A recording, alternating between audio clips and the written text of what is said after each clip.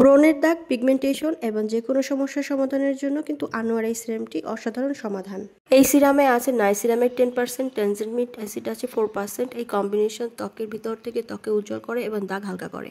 এছাড়াও এই সিরামটি dark spot এবং মেলানিন কমাতে সাহায্য করে, ব্রণের পুরনো দাগ হালকা করে, ত্বকে উজ্জ্বল করে, ত্বকের অতিরিক্ত তেল নিয়ন্ত্রণ করে। এই জন্য আমাদের ত্বকে ব্রণের প্রবলেমও কম হয়, ত্বকের রেডনেস কমায় এবং স্কিন ব্যারিয়ার অনেক বেশি মজবুত করে।